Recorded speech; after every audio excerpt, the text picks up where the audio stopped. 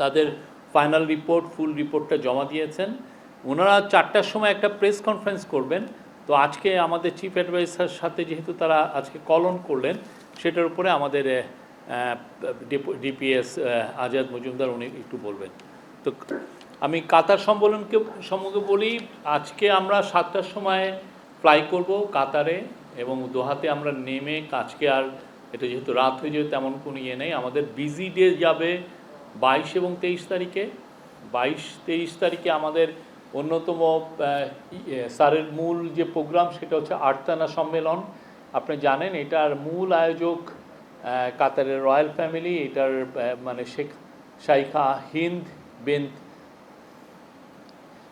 শাইখা হিন্দ এটা মূল এটার আয়োজক। উনি আমিরের বোন, এবং আমিরের মা যিনি শাইখা মৌজা খুবই ইনফ্লুয়েন্সিয়াল, আরব ওয়ার্ল্ডে উনি খুব ইনফ্লুয়েন্সিয়াল একজন নেত্রী ছিলেন, এবং ওনার কাতারের আমিরের মানে আগের যিনি আমির ছিলেন তার ওয়াইফ, উনিও ওনার সাথেও স্যারের দেখা হবে। এবং কাতারের ডেপুটি প্রাইম মিনিস্টারের সাথে স্যারের কলন আছে। এছাড়া কাতারের আমির শেখ তামিম, উনি যদিও এখন একটু ট্রাভেলিংয়ে আছেন, বাট ওনার সাথেও আমরা আশা করছি ওনার সাথে প্রফেসর ইউনুসের একটা আলাপ হবে।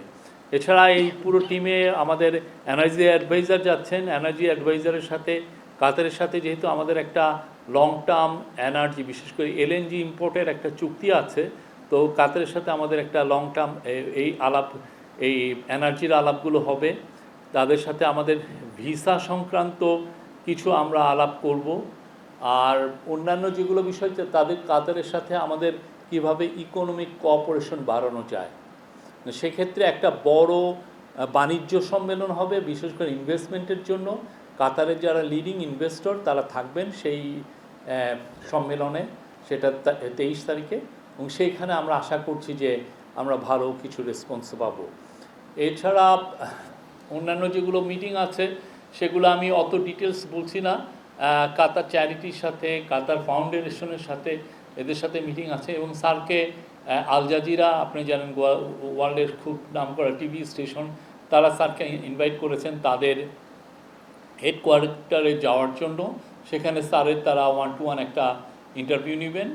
এবং এছাড়া ওনার আরও কিছু এঙ্গেজমেন্ট আছে, অনেক কিছু মিটিং আছে। আর একটা খুব ইম্পর্টেন্ট বিষয় হচ্ছে যে কাতারে প্রায় 2.5 ঘন্টা ব্যাপী একটি রোহিঙ্গা ক্রাইসিসের উপরে একটা বড় সম্মেলন আছে। এই সম্মেলনে আমাদের বাংলাদেশি আমাদের চিফ অ্যাডভাইজার এটা নেতৃত্ব দিবেন, বাট এইখানে গ্লোবালি যারা এই রোহিঙ্গা ক্রাইসিসের সাথে অনেকেই তো সম্পৃক্ত, যারা এটা নিয়ে কনসার্ন, তাদের অনেকে থাকবেন।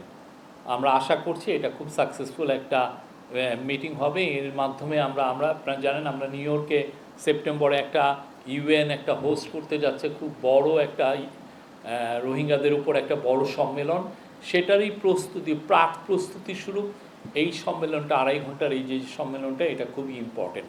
আমরা আশা করছি যে রোহিঙ্গা বিষয়ে তো আমাদের কিছু প্রোগ্রেস হয়েছে, সামনে এই যে একের পর এক আমরা যে বড় বড় সম্মেলন করছি, তার মাধ্যমে রোহিঙ্গা ক্রাইসিসের বিষয়টা যেটা অলমোস্ট ফরগটেন হয়ে গেছিলো, সেটা আবার গ্লোবাল ম্যাপে, গ্লোবালের ডিসকাশনের যে ম্যাপ, সেখানে ফিরে আসবে, এবং এটা নিয়ে আমরা দ্রুত কিছু সমাধান আমরা পাবো, এটা আমাদের আশা। এই 4 দিন উনি ফিরে আসবেন হচ্ছে আমাদের বাংলাদেশ সময় খুবই আর্লি সকালে, অর্থাৎ 2:30টার দিকে, 25 তারিখ রাত 2:30টার দিকে, মানে 24 তারিখ দিবাগত রাতের পরে যে সকালটা। Thank you. এই ছিল হলো কাতার সম্মেলন। ওনার সাথে চিফ আমাদের ফরেন অ্যাডভাইজার তৌহিদ হোসেন যাচ্ছেন, আমাদের national security adviser Khalilur Rahman যাচ্ছেন, আমাদের এনার্জি অ্যাডভাইজার ফৌজুল কবির খান যাচ্ছেন, এবং আমরা আশা করছি যে আমাদের ইন্ডাস্ট্রিজ অ্যাডভাইজার আদিলুর রহমান খান যাচ্ছেন।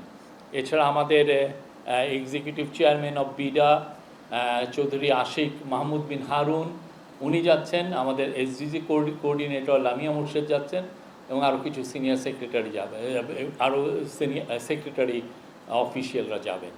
Thank you.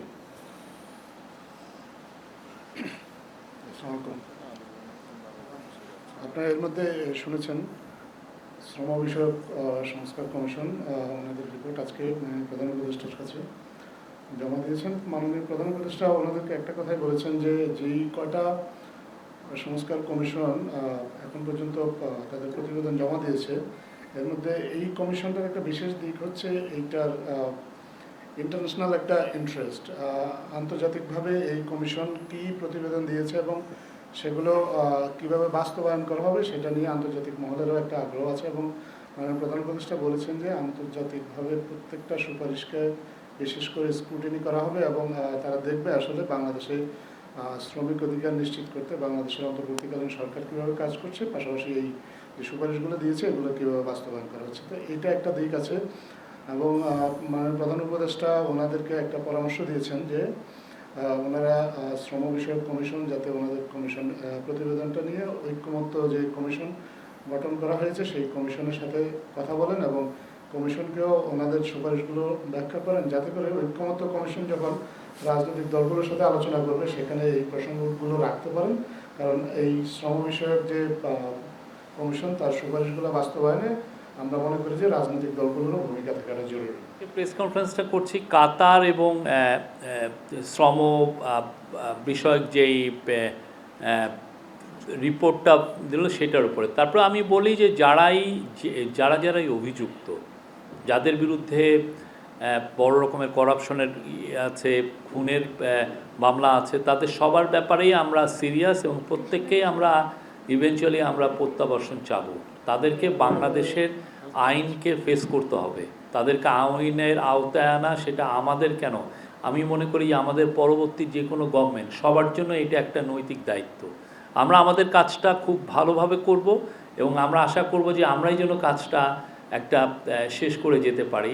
আর যদি আমরা এটা আমাদের সময়ে না করতে পারি, আমাদের নেক্সট জেনারেশন, আমাদের যারা নেক্সট গভর্নমেন্ট আসছে তারাও এই কাজটাই করবেন। কেননা এরা বাংলাদেশের মানুষের টাকা চুরি করে নিয়ে বাইরে যে মৌজ ফুর্তি করছেন, অবশ্যই আমরা তো তাদেরকে ফেরানোর একটা আমাদের এটা একটা নৈতিক দায়িত্ব এবং এই কাজটা আমরা করব। এদের বেশিরভাগ এই যে যারা আওয়ামী লীগের লিডার যারা বাইরে গিয়েছেন, এদের বেশিরভাগের হাতেই রক্ত আছে।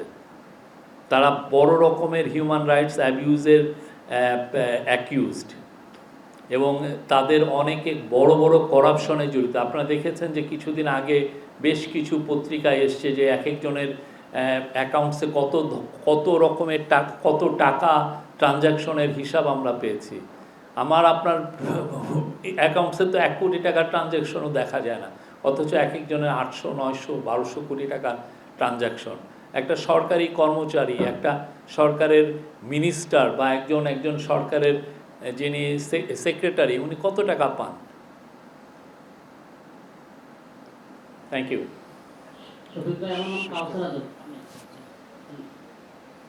জি, নারী সংস্কার কমিশন যে রিপোর্ট দিয়েছে সেই রিপোর্টটি হেফাজত ইসলাম, জামাত ইসলামী সহ বেশিরভাগ ইসলামী দলগুলো প্রত্যাখ্যান করেছে এবং এটা বাতিলের দাবি জানিয়েছে। আপনি যারা বিভিন্ন মাধ্যমে বিবৃতি দিয়েছিলেন, এই ব্যাপারে আপনাদের বক্তব্য কি? এই রিপোর্টটা তো আমি যে জানা মতে যে এটা ঐক্যমত্য কমিশনে যাবে। ঐক্যমত্য কমিশন এই রিপোর্টটাকে নিয়ে ভবিষ্যতে পলিটিক্যাল পার্টিগুলোর সাথেই কথা বলবেন। এই পুরো রিপোর্টগুলো যেগুলো করা হচ্ছে, এবং আজকেও যেমন শ্রম অধিকার নিয়ে যে রিপোর্টটা, আজকে আমাদের চিফ অ্যাডভাইজার বলেছেন যে যাতে তারা এই ঐক্যমত্য কমিশনেতে এটা সাবমিট করে, যাতে এদের যে অনেকগুলো জিনিসই তো আসলে পলিটিক্যাল ডিসকাশনের বিষয়, এবং এটা পলিটিক্যাল পার্টিগুলোই এটা অনেক ক্ষেত্রে ডিসাইড করবেন যে আমরা কতটুকু নিব আর কতটুকু নিব না। তো এই জন্য এই পুরো রিপোর্টগুলো আসলে ঐক্যমত্য কমিশনে যাবে এবং ঐক্যমত্য কমিশনই পরবর্তী দিক নির্দেশনা ঠিক করবেন কিভাবে এই রিপোর্টগুলো তারা পলিটিক্যাল পার্টিগুলোর সাথে কথা বলবেন। 3 তারিখের মধ্যে বাতিল না করলে এই কমিশন ওই দিন ওদের সমাবেশ রয়েছে হেফাজতে, তারা বৃহত্তর কর্মসূচি দেওয়ার ঘোষণা দিয়েছে। আমি এই বিষয়ে যেটা বললাম, আমি এইটাই আমার বক্তব্য।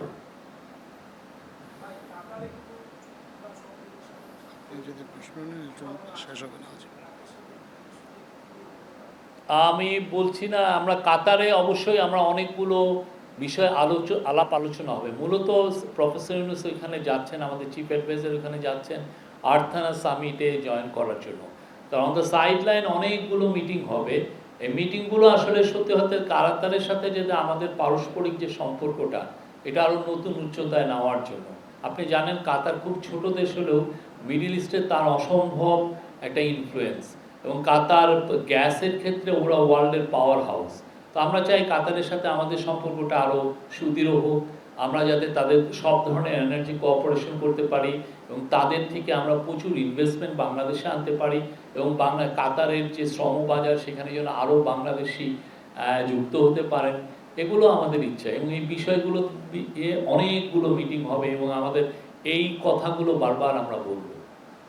আমার নাম মনিরুজ্জামান উজ্জ্বল, আমি জাগরণ থেকে বলছি। আপনি বলছিলেন যে শ্রমিকদের সুবিধার জন্য সরকার কথা বলবে, এই ব্যাপারে সুনির্দিষ্টভাবে কোনো প্ল্যান সরকারের রয়েছে কিনা আমাদের শ্রমিকদের সেখানে চাকরির সুযোগ সুবিধা করে দেওয়ার জন্য?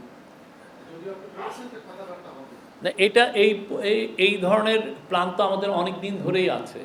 আপনারা জানেন যে আমরা এই বিষয়ে ইউএইর সাথে মানে অনেক এক্সটেন্সিভ আমরা কথা বলছি। আমাদের স্পেশাল এনভয় লুৎফে সিদ্দিকী, উনি আমার মনে হয় হাফ এ ডজন মিটিং করেছেন, হাফ এ ডজন বার উনি ইউএই গিয়েছেন। এই ইউএইর মার্কেটটা যাতে আমাদের জন্য মুক্ত হয়, আমাদের জন্য আরও আমাদের শ্রমিক তারা বাংলাদেশ থেকে নেয়, সেই বিষয়টা আমরা দেখছি। ঠিক তেমনি অন্যান্য যতগুলো মার্কেট আছে যেখানে আমাদের বাংলাদেশি ভাই বোনেরা কাজ পেতে পারেন, সেই মার্কেটগুলো আমরা দেখছি, শ্রমবাজারগুলো আমরা দেখছি যে কিভাবে আমাদের জন্য আরও বেটার স্যালারিতে এবং আরও বেশি সংখ্যক বাংলাদেশি কিভাবে সেখানে কাজ পেতে পারেন, এটা দেখাটা আমাদের প্রবাসী কল্যাণ মন্ত্রণালয় এবং ইন্টারিম গভর্নমেন্ট দুটারই একটা টপ প্রায়োরিটির মধ্যে, এটা টপ প্রায়োরিটি। শোয়েব ভাই, আমি বিল্লাল হোসেন আরটিভিতে আছি। আমার একটা প্রশ্ন ছিল আজকে এই সংবাদ সম্মেলনের বাহিরে, সেটা হচ্ছে যে আমরা জানি যে জুলাই আগস্ট গণ অভ্যুত্থানের মধ্য দিয়ে এই সরকার এসেছে। জুলাইতে আন্দোলন চলাকালীন সময় কিন্তু অনেকের বিরুদ্ধে মামলা হয়েছিল। আমরা জানি যে আপনারা আসার পরে এই সরকার এইসব মামলাগুলো প্রত্যাহারের জন্য একটা উদ্যোগ নেয়। যদি উদাহরণস্বরূপ বলি যে ঢাকা কলেজের একজন শিক্ষার্থী ফায়াজ, সে 17 জুলাই তাকে আটক করা হয়েছিল, তার ক্ষেত্রে জবানবন্দিও নেওয়া হয়েছিল। কিন্তু এই আজকে এতদিন হয়ে গেল, কিন্তু তার মামলাটা এখনো আইনি জটিলতার কারণে অন্যান্য সকল মামলা, অনেকের মামলা প্রত্যাহার হয়েছে, সেই মামলাটা এখনো কেন প্রত্যাহার হচ্ছে না? এটা আজকে এই বিষয়ে আমাদের ল এবং justice adviser professor Asif Nazrul এই বিষয়ে খুব বিস্তারিতভাবে বলেছেন। আমার মনে হয় আপনি একটু তার যে প্রেস কনফারেন্সটা যদি ফুটেজ থাকে আপনি একটু দেখে নেন, উনি এটা নিয়ে খুব ভালোভাবে বলেছেন।